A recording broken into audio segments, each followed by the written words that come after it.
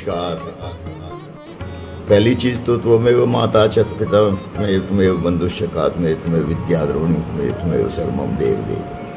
दूसरी चीज हमने आपको बताई थी, गुरु ब्रह्मा गुरु विष्णु गुरुदेवो महेश्वरो गुरु साक्षात परम ब्रह्म परमेश्वर तस्मै श्री गुरुवे नमः। तीसरी चीज जो लास्ट है वो अखंड मंडलाकारम व्याप्तम येन चराचरम तत्पदम दर्शितम येन तस्मै श्री गुरुवे नमः। अब ये कितनी बड़ी बात है। ये अखंड ब्रह्मांड, एक ब्रह्मांड नहीं है, कई ब्रह्मांड है।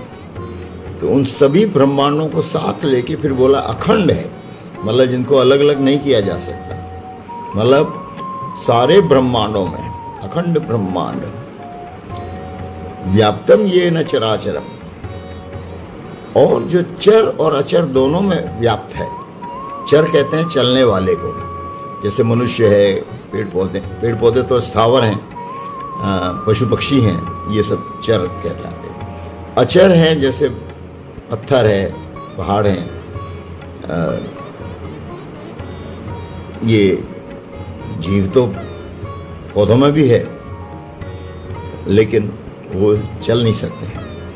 तो ये सारे जो हैं चर और चर, व्याप्तम, जो चर और चर सब जगह व्याप्त है, मतलब मौजूद है।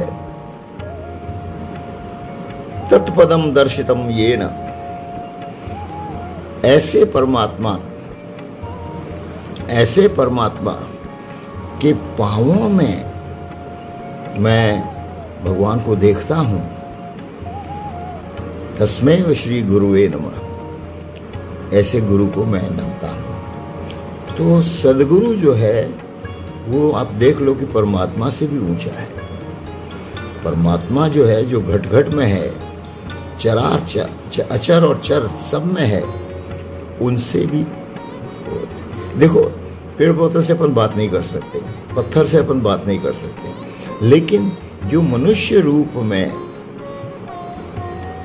परमात्मा मनुष्य रूप में आया हुआ है, जो सद्गुरु बन के, जिसने उस महान शक्ति को जान लिया है, अपने अंदर उतार लिया है, उस सद्गुरु को मैं बार बार नमता हूँ। तो कहने का मतलब है कि सद्गुरु की महिमा तो सबसे बड़ी महिमा है, इससे बड़ा कोई हो ही नहीं सकता। गुरु बढ़े गोविंद से तीनों तो गुरु। अरे साहब, राम जी का तो, दशरथ पुत्र राम जो थे, उनका तो जन्म ही नहीं हो रहा था। दशरथ, रामायण, तुलसीदास जी की रामायण में साफ लिखा है, भई गलानी भूप को, मतलब राजा को गलानी हुई, मोरे सुतना ही, कि मेरे बच्चा नहीं है। तो वो वशिष्ठ के पास गए, जो वशिष्ठ हृदय विचारा, जैसा वशिष्ठ मुनि ने हृदय में विचारा कि इसके बच्चा होना चाहिए, तो वो श्रृंगी ऋषि के पास जाके यज्ञ कराया और बच्चा, उनके 4 पुत्र हुए। तो कहने का मतलब ये है। और फिर आप देखो कि वही राम हर जगह उसको याद करते हैं, अपने सद्गुरु को याद करते हैं।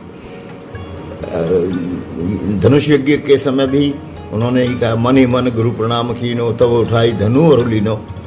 तो मन ही मन में प्रणाम किया। किस गुरु को प्रणाम किया? शिक्षा गुरु तो वहीं बैठे थे, उनके तो चरण छू के उठे थे, और उन्होंने, शिक्षा गुरु ने तो कहा ही था, उठो राम, जाओ जनक की इच्छा पूर्ण करो। तो कहने का मतलब ये है कि उसको प्रणाम किया, सदगुरु को प्रणाम किया। इसी तरह खुल्लम खुल्ला साफ ओपन में जब रावण को मार करके अयोध्या आते हैं, तो माता कौशल्या पूछती है कि तूने रावण को कैसे मारा, जिसके 10 सिर और 20 हाथ और ये इतना बड़ा योद्धा था, वो तो कैसे मार? तो क्या, गुरु वशिष्ठ कुल पूज्य हमारे, तिन्हीं की कृपा धनुज रन मारे।